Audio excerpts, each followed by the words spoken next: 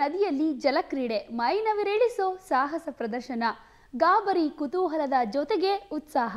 ಇದುವೇ ಈ ಹೊತ್ತಿನ ವಿಶೇಷ. ಮಸ್ತ್ ಮಜಾ ಮಾಡಿ.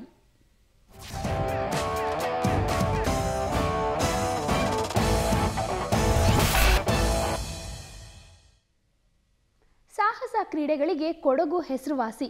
ಪ್ರತಿ ವರ್ಷ ಏನಾದ್ರೊಂದು ಸಾಹಸಕ್ಕೆ ಕೈ ಹಾಕೋ ಇಲ್ಲಿನ ಜನರಿಗೆ ಮಳೆಗಾಲ ಬಂತಂದ್ರೆ ಹಬ್ಬ. ಕೊಡಗು ಅಂದಮೇಲೆ ಮಳೆ ಇರದೆ ಇರೋದಕ್ಕೆ ಸಾಧ್ಯನಾ? ಅಂದಹಾಗೆ ಮಳೆಗಾಲದಲ್ಲಿ ನದಿಗಳು ಮೈದುಂಬಿ ಹರಿಯುತ್ತವೆ. ಆ ಸಂದರ್ಭದಲ್ಲಿಯೇ ಜನರ ಆಟಗಳು ಶುರುವಾಗೋದು.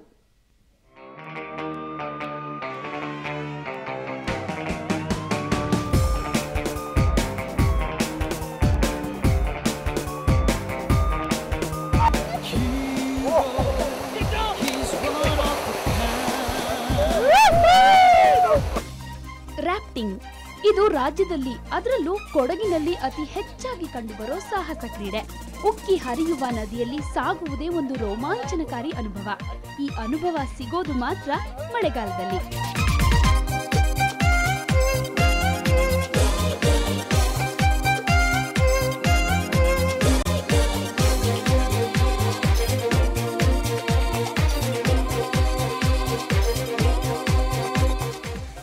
ಕೊಡಗಿನಲ್ಲಿ ಮಳೆಗಾಲ ಆರಂಭವಾಗುತ್ತಿದೆ ಎನ್ನುವಾಗಲೇ ದುಬಾರೆ ಮತ್ತು ಬರಪೋಳಿಯಲ್ಲಿ ಈ ರೀತಿಯ ರಾಫ್ಟಿಂಗ್ ಆರಂಭಗೊಳ್ಳುತ್ತೆ. ಈ ಬಾರಿ ಮಾತ್ರ ಬರಪೋಳಿಯಲ್ಲಿ ಭರ್ಜರಿ ಆಟ ಶುರುವಾಯಿತು.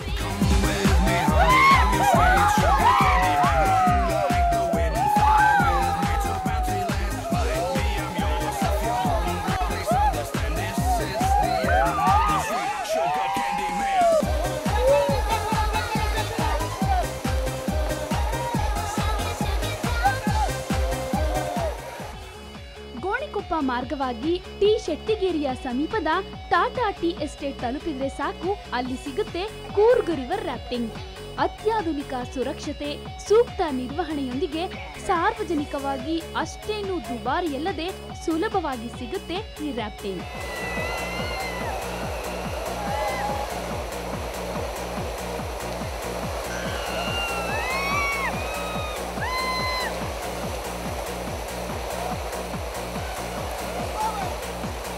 Totally 2.5 kilometre stretch. ಆದರೆ ಈ ರಿವರಲ್ಲಿ ಎಲ್ಲಕ್ಕಿಂತ ಒಳ್ಳೆ ಸ್ಟ್ರೆಚ್ ಇದು. 2.5 ಕಿಲೋಮೀಟ್ರಲ್ಲೇ ತುಂಬ ಎಕ್ಸೈಟಿಂಗ್ ರ್ಯಾಪಿಡ್ಸ್ ಇರುವಂಥ ಒಂದು ಒಳ್ಳೆ ಸ್ಟ್ರೆಚ್. ಇದೊಂದು ಅಡ್ವೆಂಚರ್, ಮೇನ್ ಅಡ್ವೆಂಚರ್ ಸ್ಪೋರ್ಟ್ಸಲ್ಲಿ ಎಲ್ಲಕ್ಕಿಂತ ಎಕ್ಸೈಟ್ಮೆಂಟ್ ಇರುವಂಥ ಒಂದು ಕ್ರೀಡೆ ಇದು. ದುಬಾರಿಯಲ್ಲಿ ಇರೋದು ಆ್ಯಕ್ಚುಲಿ ಇದಕ್ಕಿಂತ ಉದ್ದ ಇದೆ, ಅದೊಂದು 8 ಕಿಲೋಮೀಟರ್ ಇದೆ. ಆದರೆ ನಾರ್ಮಲ್ ಪೆಡ್ಲಿಂಗ್ ಆಗುತ್ತೆ ಅಷ್ಟೇ. ಅದು ಈ ಥರ ರಾಫ್ಟಿಂಗ್ ಅಂತ ಈ ಥರ ಅಡ್ವೆಂಚರಸ್ ಇಲ್ಲ, ಇಂಥ ಥ್ರಿಲ್ ಇಲ್ಲ ಅದರಲ್ಲಿ.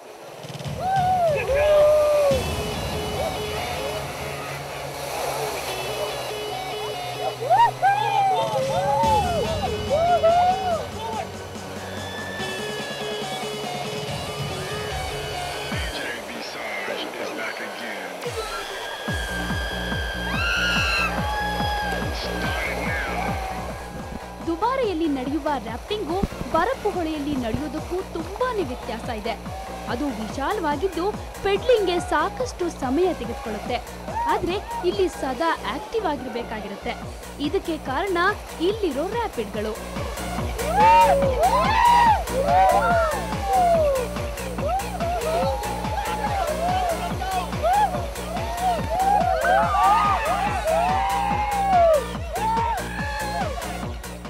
ನಮ್ಮ ಟ್ರೈನರ್ಸು ಇವರೆಲ್ಲ, ನಾವು ರಿವರು ತುಂಬ ರಫ್ ಆಗಿದೆ, ಅದಕ್ಕೋಸ್ಕರ ನಾವು ಪ್ರೊಫೆಷ್ನಲ್ ಗೈಡ್ಸ್ನ ನೇಪಾಳಿಂದ ಕರ್ಸ್ಕೊಂಡು ಬರೋದು.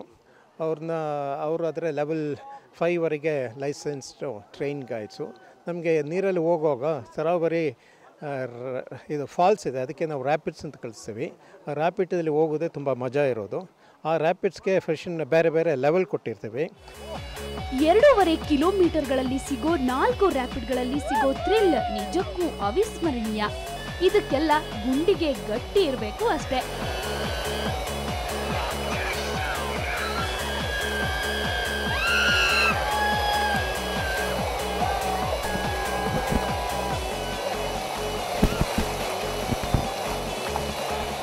ನೀರು ಕಂಡ ತಕ್ಷಣ ಎಂಥವರಿಗೂ ಇಳಿದು ಈಜಾಡಬೇಕು ಅನ್ನೋ ಹಾಗೆ ಆಗುತ್ತೆ.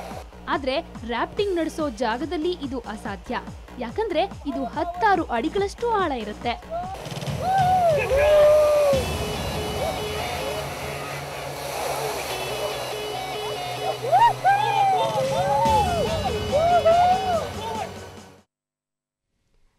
ನಲ್ಲಿ ಸಖತ್ ಮಜಾ ಸಿಗುತ್ತೆ. ಅದರ ಅನುಭವವನ್ನ ಹೇಳೋದಕ್ಕಿಂತ ಒಂದು ಬಾರಿ ರಾಫ್ಟಿಂಗ್ ಮಾಡಿದ್ರೆ ನಿಜಕ್ಕೂ ಅದನ್ನ ನೀವು ಜೀವನದಲ್ಲಿ ಮರೆಯೋದಿಕ್ಕೆ ಆಗೋದಿಲ್ಲ. ಹಾಗಾದ್ರೆ ಬನ್ನಿ ಈ ರಾಫ್ಟಿಂಗ್ ಸಂದರ್ಭದಲ್ಲಿ ಯಾವ ರೀತಿ ಮುಂಜಾಗ್ರತೆ ಕೈಗೊಳ್ಳಬೇಕು ಅನ್ನೋದನ್ನ ತಿಳಿಯೋಣ.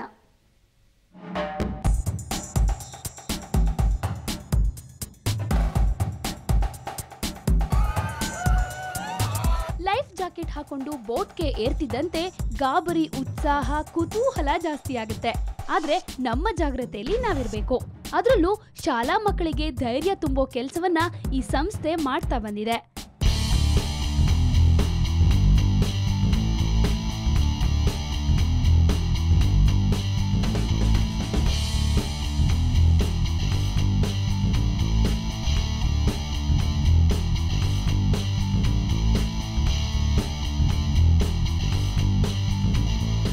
ತುಂಬ ಚೆನ್ನಾಗಿರೋ ಎಕ್ಸ್ಪೀರಿಯೆನ್ಸು, ಎಲ್ಲರೂ ಮಾಡಬೇಕು.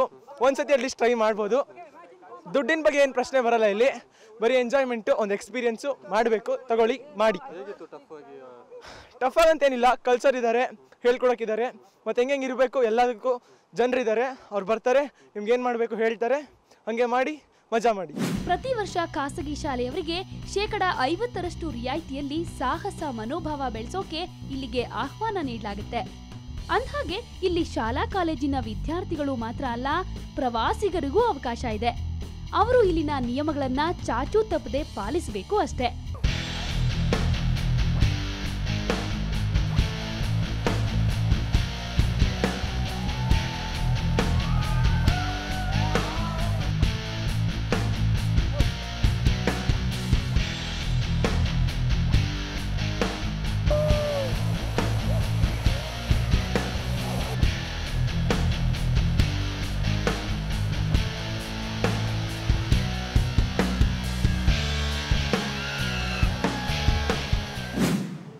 ತುಂಬ ಚೆನ್ನಾಗಿದೆ, ಸ್ಪೆಷಲ್ ಎಕ್ಸ್ಪೀರಿಯನ್ಸ್ ಇದು. ಮಕ್ಕಳು ಕೂಡ ತುಂಬ ಎಂಜಾಯ್ ಮಾಡಿದರು. ಇದೇ ಈಗ ಕ್ಲಾಸ್ ಬಿಟ್ಟು ಹೊರಗಡೆ ಬಂದು ಒಂದು ಹೊಸ ಎನ್ವಿರಾನ್ಮೆಂಟ್ ಅವರಿಗೆ ತುಂಬ ಚೆನ್ನಾಗಿದೆ. ರಿಸ್ಕಿ ಆದರೆ ಇಲ್ಲಿ ಎಲ್ಲ ಸೇಫ್ಟಿ ಮೆಷರ್ಸ್ ತಗೊಂಡಿದ್ದಾರೆ. ಅದರಿಂದ ಅಂಥ ರಿಸ್ಕ್ ಏನು ಕಾಣ್ತಾ ಇಲ್ಲ. ಚೆನ್ನಾಗಿ ಆರ್ಗನೈಸ್ ಮಾಡ್ತಾ ಇದ್ದಾರೆ. ಅವ್ರಿಗೆ ಹ್ಯಾಟ್ಸ್ ಆಫ್ ಹೇಳಬೇಕು. ಹರಿಯೋ ನದಿಯಲ್ಲಿ ರ್ಯಾಪ್ಟರ್ಗಳನ್ನ ಹೊತ್ತು ತೇಲೋ ದೋಣಿಯನ್ನ ನಿಯಂತ್ರಿಸುವ ಸಾಮರ್ಥ್ಯ ಇರಬೇಕು. ಕೊಡಗು ಅತಿ ಹೆಚ್ಚು ರಾಫ್ಟಿಂಗ್ ಹೊಂದಿರೋ ಪ್ರದೇಶ. ಹಾಗಾಗಿನೇ ಸಾಕಷ್ಟು ನೇಪಾಳಿ ಟ್ರೈನಿಗಳು ಇಲ್ಲಿದ್ದಾರೆ. ಅವರು ಎಂಥವರನ್ನು ಅಪಾಯದಿಂದ ಪಾರು ಮಾಡಬಲ್ಲರು.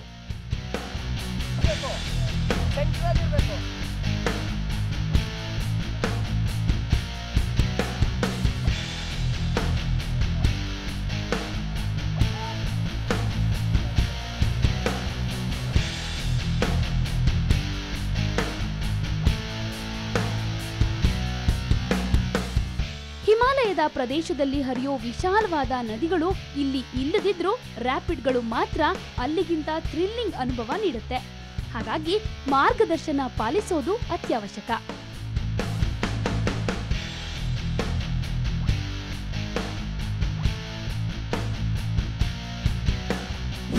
Who was doing first time paddling, they do not everything, like how to grab, how to sit, and if they are fell up from the boat, how to save, how to protect their body, everything. That's why we have to first of all give the paddle command. After that we will go the safety briefing. If we'll give the safety briefing and everything. ಒಟ್ನಲ್ಲಿ ನೀರಿನಲ್ಲಿ ಈಜಾಡೋದಕ್ಕೂ ನೀರಿನ ಮೇಲೆ ತೇಲೋದಕ್ಕೂ ಸಾಕಷ್ಟು ವ್ಯತ್ಯಾಸಗಳಿವೆ. ಅದೇನೇ ಇದ್ರೂ ವೀಕೆಂಡ್ನಲ್ಲಿ ಇಲ್ಲಿಗೆ visit ಮಾಡಿದ್ರೆ ಸಾಕು, ವಿನೂತನ ಅನುಭವವಾಗೋದ್ರಲ್ಲಿ ಸಂದೇಹವೇ ಇಲ್ಲ.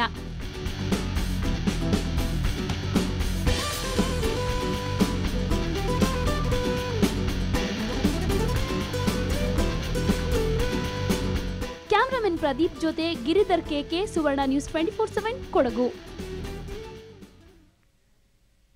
ಹೇಗಿತ್ತು ರಿವರ್ ರಾಫ್ಟಿಂಗ್? ನೋಡಿದ್ರೇನೆ ಇಷ್ಟು ಮಜವಾಗಿರ್ಬೇಕಾದ್ರೆ ಒಂದ್ಸಲ ಅಲ್ಲಿಗೆ ಹೋಗಿ ಬಂದ್ರೆ ಹೇಗಿರ್ಬೇಡ ಅಂತ ನೀವೇ ವಿಚಾರ ಮಾಡಿ. ಇದು ಈ ಹೊತ್ತಿನ ವಿಶೇಷ. ಕ್ಷಣ ಕ್ಷಣದ ಸುದ್ದಿಗಾಗಿ ನೋಡ್ತಾ ಇರಿ ಸುವರ್ಣ ನ್ಯೂಸ್ 24/7.